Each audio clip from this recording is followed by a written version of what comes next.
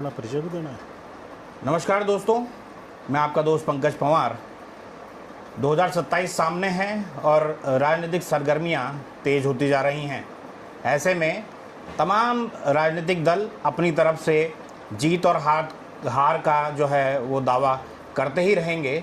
आने वाले दिनों में टिकटों को लेकर जो लगातार सरगर्मियां हैं वो भी तेज होंगी, सभी अपनी दावेदारियां भी करेंगे।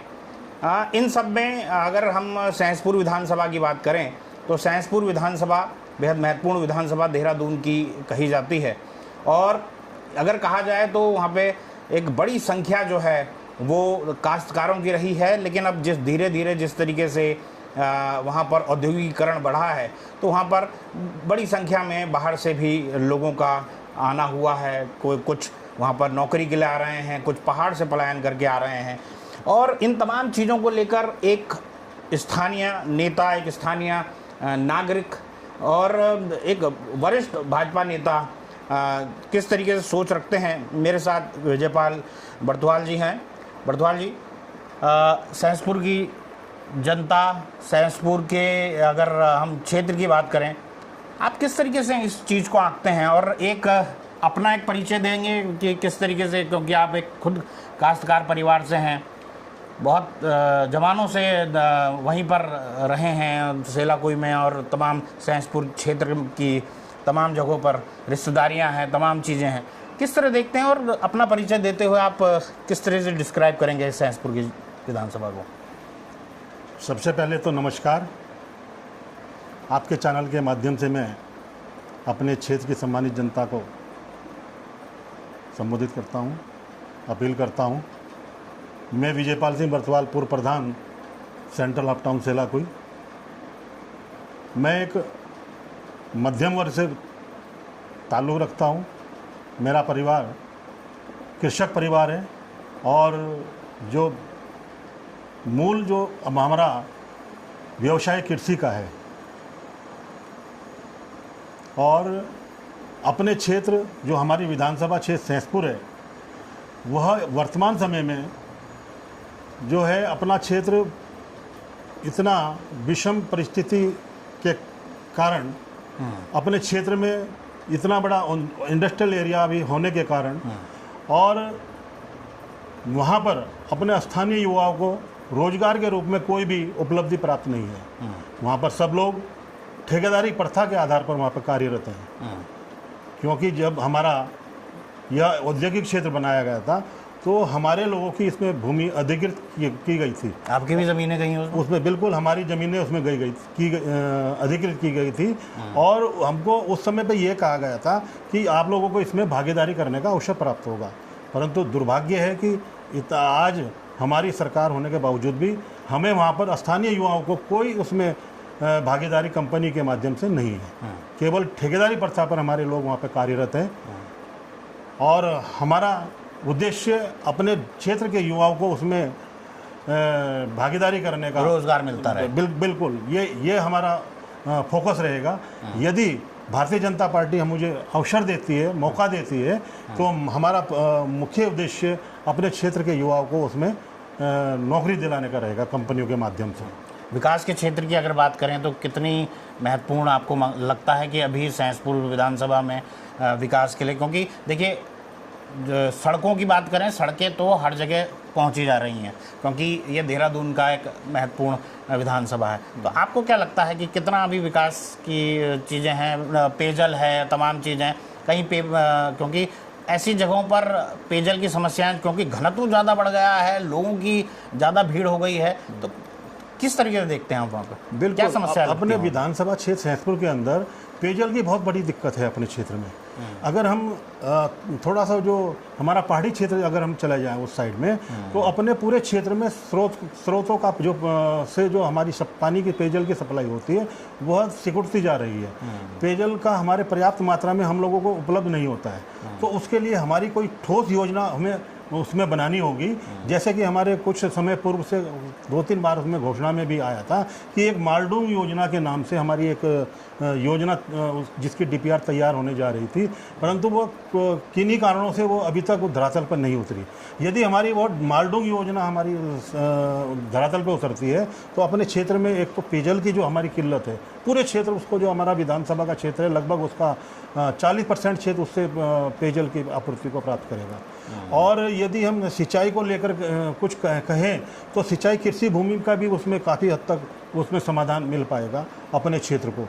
और अपने यह विधानसभा क्षेत्र ये कृषि बाहुल्य क्षेत्र है, इसमें हमें जगह जगह पर जो नलकूपों के माध्यम से भी हमें कृषि को सिंचाई का देने का अवसर मिलना चाहिए और मिलता रहेगा। पूर्व में भी हमारे क्षेत्र में कुछ नलकूप लगे थे, परंतु कुछ जगह ऐसी है जहाँ पर हमारे यहाँ नलकूप सिंचाई के नहीं है, तो वहाँ पर हमें नलकूपों के लगाने की आवश्यकता है। आपको क्या लगता है कि एक तो क्राइम भी बड़ा इस क्षेत्र में बढ़ा है, क्योंकि जिस तरीके से कई लोग बाहर से आए हैं या फिर जैसे नौकरी पेशा, लेकिन आप ये देखेंगे कि हाल के उसमें आपको लगता है कि उस क्षेत्र में कानून व्यवस्था की भी उसको ठीक करने की बहुत ज़रूरत है? बिल्कुल, बहुत अति आवश्यकता है उस क्षेत्र पे। हमें उस ओर काम करना पड़ेगा। यदि हम क्राइम को लेकर इसमें थोड़ा सा जागरूक रहेंगे, अपने क्षेत्र के लोगों को इसमें अपने साथ में जोड़ेंगे और शासन प्रशासन जैसे पुलिस अपना एक प्रशासन है जो क्राइम को कंट्रोल करता है, तो हमें उससे भी बार बार उनके साथ में बैठकर चर्चा करनी पड़ेगी, वार्ता करनी पड़ेगी और उनको उसमें बिल्कुल ठोस कार्रवाई करने के लिए मजबूर करना पड़ेगा। आपको नहीं लगता कि हाल के समय में चोरियों डकैतियों की घटनाएं आपके क्षेत्र में या फिर सेलाकुई और उसके आसपास सैंसपुर इन तमाम क्षेत्रों में ज़्यादा बढ़ी हैं? बिल्कुल, बहुत ज़्यादा उसमें क्षेत्र में घटनाएं इस तरह की बढ़ गई हैं। अभी चोरी की घटनाएं तो ऐसी हैं कि जो बंद मकान को अगर कोई बिना बताए अगर चला जाता है तो वो उसको देरी नहीं होती उसको खंगालने में। कुछ लोग इस तरह के जो है उसमें लगे रहते हैं, और चाहे वो फेरी वाले कहें या किसी अन्य उसके हैं जो तुरंत बंद घरों में एकदम से जो है चोरी चकारी करके अपने निकल जाते हैं, लूटपाट करके निकल जाते हैं। तो आपको लगता है इस पे बिल्कुल इसमें काम करने की आवश्यकता है और इसमें इसको अपने संज्ञान में बहुत रखने की आवश्यकता है। जो भी प्रतिनिधि रहेंगे इसमें आपकी प्राथमिकता रहेगी? बिल्कुल, ये प्राथमिकता के तौर पर हम लोग इस पर काम करेंगे। हम अब इसमें हमारा एक फोकस अपने नशे को लेके आज की तारीख में हमारे यहाँ क्षेत्र में पूरे क्षेत्र में वैसे तो हमारा जितना भी अपना ये पछुआ दून का क्षेत्र है इसमें बहुत ज़्यादा अधिक मात्रा में नशा इसमें चल रहा है और इसमें बहुत परिवार इस तरह के इसमें नशे से प्रभावित हो रहे हैं कि उनके परिवार के परिवार बर्बाद हो रहे हैं, क्योंकि हमारा युवा जो है इस नशे में आदी होता जा रहा है। हमें इस ओर काम करने की ज़रूरत है। प्रत्येक क्षेत्र में अपने चाहे वो नगर स्तर पर हो या ग्रामीण स्तर पर हो, गांव में एक छोटी छोटी अपने जो है एक टोलियाँ बनाकर इस ओर काम करने की आवश्यकता है। उन लोगों को प्रोत्साहन देने की आवश्यकता है जिससे कि वो पुलिस के साथ में एक सामंजस्य बिठाकर इस ओर काम करें, चाहे वो नशा करने वाला हो या उसमें बेचने वाला हो। क्योंकि अपने क्षेत्रों में बहुत अधिक मात्रा में नशा जो है घर घर में बिकना शुरू हो गया। तो इनके खिलाफ आप लोगों का अभियान बिल्कुल, इसमें सबसे बड़ा पहला फोकस तो इसी ओर रखा जाएगा हमारी ओर से, तो कि इसको समूल नाश बिल्कुल इसको समूल इसको नष्ट करना होगा हमें नशे को अपने क्षेत्र से बिल्कुल भी। और इसमें कोई किसी का पक्षधर नहीं बनना पड़ेगा, तभी हम अपने क्षेत्र से इस नशे को ख़त्म कर सकते हैं। अच्छा, एक दूसरी बात यह है कि हाल के उसमें तमाम सड़कों का निर्माण हुआ, वहाँ पर वो हुआ, आपको क्या लगता है कि बड़ी संख्या में लोग भी आ रहे हैं, तो सड़कों की स्थितियाँ ठीक हैं वहाँ की? सड़कों की स्थितियाँ देखो कुछ हद तक तो ठीक कहूँगा मैं, परंतु उस और एक तो गुणवत्ता का ध्यान नहीं रखा जाता। सबसे बड़ी कमी क्या आती है हमें कि हमने जो सड़क हमने पास कराई हो, चाहे वो हमें किसी भी माध्यम से दो, किसी भी मत से ले लो, चाहे हम विधायक निधि के माध्यम से कर लो या PWD के माध्यम से कर लो, MDD के माध्यम से कह लो, तो हमारा फोकस गुणवत्ता पे पहला रहना चाहिए अपने क्षेत्र में कि हमारे हम उस योजना में पैसा लगा रहे हैं, धन लगा रहे हैं, तो वो धन उसकी गुणवत्ता हमारे उस काम की गुणवत्ता कैसी है।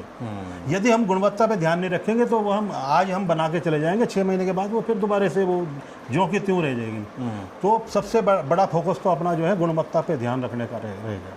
जी। अच्छा, एक दूसरी सबसे बड़ी बात यह है कि क्योंकि आपका कृषि क्षेत्र बहुत बढ़ा है, लेकिन जिस तरीके से धीरे धीरे वहाँ पर कृषि क्षेत्र कम हो रहा है, बागवानी और ये तमाम चीज़ों को लेकर बहुत काम रहा है, बादरपुर और तमाम उसमें बड़े अमरूद के बगीचे हुआ करते थे, लेकिन आज की डेट में वहाँ कंक्रीट के जंगल हैं। लेकिन ठीक है, वहाँ पर लोग आ ही रहे हैं, लेकिन किस तरीके से आप इसके भी संवर्धन की बात करेंगे, क्योंकि बना रहे, गांव का स्वरूप भी बना रहे, गांव तो नहीं अब शहर ही बन गया है वो क्षेत्र, लेकिन फिर भी गांव का स्वरूप बना रहे, आप उसके लिए किस तरीके की कोशिश कर रहे हैं? हमारा फोकस अपना थोड़ा सा ये रखना होगा हमें, क्योंकि अपना जब हम अपने विधानसभा सहसपुर के अंदर देखते हैं तो आज की तारीख में पूरे क्षेत्र में हमें आवारा पशुओं का सामना करना पड़ रहा है, जिससे हमारी कृषि जो है बहुत ज़्यादा प्रभावित हो रही है। कुछ आवारा पशु हो गए, कुछ जंगली जानवर हो गए जो हमारी आज की तारीख में जो है, जैसे जंगल के किनारे के लोग बंदरों से प्रभावित हो रहे हैं, मोर से प्रभावित हो रहे हैं, मोर भी बहुत फसलों को बर्बाद कर दे रहे हैं। तो हमारा उद्देश्य हम अपने किसानों को अपनी कृषि के लिए एक तो प्रोत्साहन हम किस तरह से कर सकते हैं कि भाई उन्हें आर्थिक हानि का सामना ना करना पड़े, क्योंकि फसल बो दे देते हैं ना, उसमें लागत पूरी लगा देते हैं, और जब अगर जंगली जानवर उसको नष्ट कर देते हैं तो हमारे किसान निस्सहाय हो जाते हैं। तो हमें उस ओर ध्यान देने की आवश्यकता है कि उनके लिए हम बेहतर क्या कर सकते हैं अपने किसान के लिए, और उसके किसान के लिए हमें समय पर हमें उनको अपनी फसल के हिसाब से उसमें पेस्टिसाइड वगैरह हो गए या खरपतवार हो गए, हम किस तरह से उनको उपलब्ध करा सकते हैं। अपने जो हमारा कृषि केंद्र होते हैं उनके माध्यम से हमें उस ओर ध्यान देना पड़ेगा कि उनको दवाइयाँ वगैरह जो भी है वो वहाँ पे उनकी गुणवत्ता के साथ उनको उपलब्ध हो। और गुणवत्ता, पहली चीज़ गुणवत्ता, और गुणवत्ता के साथ साथ उनका जो मूल्यांकन है उनका मूल्य भी निर्धारित, जिससे कि किसान उसकी पहुंच के करीब हो। ऐसा ना हो कि हम उनकी गुणवत्ता भी अच्छी ना हो और किसान उसको लेके जाए, उस पता लग रहा उसका डालना न डालना बेकार हो गया, क्योंकि किसान की कम से कम लेबर भी उसमें बहुत लगती है। और आज की तारीख में तो किसान की अगर लेबर एक लेके चलेगा तो 700 से 800 रुपये उसको प्रति व्यक्ति देनी होती है। तो किसान की जो है बहुत बड़ी पीड़ा है, उसमें लागत बहुत ज़्यादा लग जाती है। और यदि हम जंगली जानवरों से या आवारा पशुओं से अपनी किसानों की फसल को नहीं बचा पाए तो वो आर्थिक हानि का सामना जो है किसान को उठाना पड़ता है। अच्छा, जैसे केंद्र और राज्य की योजनाओं को भी चल रही हैं, चाहे कृषि के लेकर हो या तमाम सौर ऊर्जा और ये तमाम चीज़ें, क्या इनको भी इनकॉर्पोरेट करने की कोशिश की जाएगी कि अपने किसानों तक? बिल्कुल ये प्राथमिकता के आधार पर बिल्कुल ये सोलर लाइट वगैरह का जो है कि कुछ जगहों पर जहाँ हमारा जंगल का जो किनारा हो जाता है उन जगह पर इसकी आवश्यकता जरूर पड़ती है। तो ये हमारा फोकस रहेगा इस चीज़ पर भी। हाँ, आपने एक बड़ी बात ये कही कि जंगल के इलाके में, लेकिन मैंने देखा कि कई सहसपुर की कई विधानसभाओं में, सहसपुर के कई इलाकों में ये भी देखने में आया कि जब हम रात में जाते हैं तो कई जगहों पर स्ट्रीट लाइट और इन तमाम चीज़ों की बहुत परेशानी है। अंधेरे में लोगों को आधे से ज़्यादा समय व्यतीत करना पड़ता है। इन चीज़ों पर भी फोकस रहेगा कि भाई स्ट्रीट लाइट तो कम से कम हर इलाके, हर गाँव में कहीं ना कहीं लग जाए। बिल्कुल, स्ट्रीट लाइट के बारे में जैसे आपने अपना विचार रखा, तो मेरा तो यही फोकस रहेगा कि एक तो पूरे क्षेत्र में हमें स्ट्रीट लाइट की उपलब्धता करानी होगी, और उसके साथ साथ अपना जो यह अपना विद्युत विभाग के द्वारा जो अनियमित जो विद्युत कटौती की जाती है उस पर भी हमारा ध्यान रखने की आवश्यकता है, क्योंकि इसमें कोई इनका समय नहीं होता कि ये जिस समय चाहे अपने वो उठा के बिजली काट देते हैं। कहना ये रहता है कि भाई हम जो है कंप्लेंट कर रहे हैं, कंप्लेंट को ठीक कर रहे हैं, जो कंप्लेंट आई थी। तो ये ऐसा ना हो, नियमित रूप से उसमें कोई अगर कोई काम करना, कहीं किसी साइड पे काम करना हो तो उसका कोई समय निर्धारित हो और जिसकी की सूचना पूर्व में सब लोगों को डाल दी जाए और बार बार कटौती न की जाए, अघोषित विद्युत कटौती न की जाए। इस और भी हमारा फोकस रहेगा, क्योंकि स्ट्रीट लाइट हमने लगा दी और समय पर अगर रात्रि के समय पर फिर हमने वही विद्युत कटौती का सामना अगर करना पड़ेगा तो फायदा कुछ नहीं। वैसे सोलर की वो भी लगाई जा सकती है। बिल्कुल, सोलर का बहुत अच्छा एक माध्यम है सोलर लाइट का, तो उसका तो कहना कुछ नहीं, परंतु उस और भी गुणवत्ता का ध्यान रखने की आवश्यकता रहती है। तो अच्छा, अभी क्योंकि चुनाव 2027 में आ रहे हैं आप भी बीजेपी से आप भी दावेदारी कर रहे हैं, कितना आप मजबूत मानते हैं अपनी दावेदारी को? और क्योंकि सामने तो विधायक वर्तमान में हैं ही, आप किस तरह देखते हैं? और आपको लगता है कि चलिए पार्टी आपको भी अगर मौका देगी तो आपको लगता है कि इस बार फिर से जीत की वो होगी? बिल्कुल, मैं तो ये कहूँगा कि मेरी जो पृष्ठभूमि है, मेरे परिवार की जो पृष्ठभूमि है, मेरा परिवार बहुत बड़ा परिवार है और कृषक परिवार है। और कृषक परिवार के होने के नाते और स्थानीय होने के नाते, ज़मीन से जुड़ा हुआ व्यक्ति होने के नाते, यदि मुझे भारतीय जनता पार्टी मौका देती है तो मैं अधिक कुछ न कहते हुए यही कहूँगा कि पूरा क्षेत्र अपना एकजुटता का परिचय देते हुए पूरी विधानसभा के अंदर एक अपनी पहचान रखेगा। क्योंकि बहुत बड़ी हमारी रिश्तेदारी की बेल्ट भी अपने क्षेत्र में, जो ये हमारा विधानसभा सहसपुर का क्षेत्र है, जो पहाड़ी क्षेत्र वगैरह का जितना भी इलाका है, अब सब जगह अपनी रिश्तेदारी की बेल्टें आती हैं। और सब लोग हमें इस बार जो थोड़ा सा है अपने विधानसभा सहसपुर के अंदर एक बदलाव की हवा भी बह रही है। तो मैं तो यही कहूँगा कि यदि भारतीय जनता पार्टी मौका देती है तो बहुत अच्छे बहुमत से हम लोग अपने क्षेत्र को विजयी बनाएंगे। जी, तो ये थे विजयपाल बर्दवाल जी, और खास तौर पर सहसपुर विधानसभा को लेकर अपनी प्राथमिकताएं बता रहे थे और किस तरीके से अगर संभावनाएं जो 2027 में अगर टिकट की बनती है और जीतने की स्थितियों में आते हैं तो क्या उनकी प्राथमिकताएं होंगी, वो उनके द्वारा बताया गया। और ठीक है, आदमी चुनाव लड़ता है, जीतता है, हारता है, वो अलग बात है, लेकिन उसकी सोच क्षेत्र के विकास की होनी चाहिए। तो विजयपाल बर्दवाल कुछ उसी सोच को दिखाते हुए नज़र आ रहे हैं। मिलते हैं किसी और वीडियो में, तब तक के लिए नमस्कार। नमस्कार।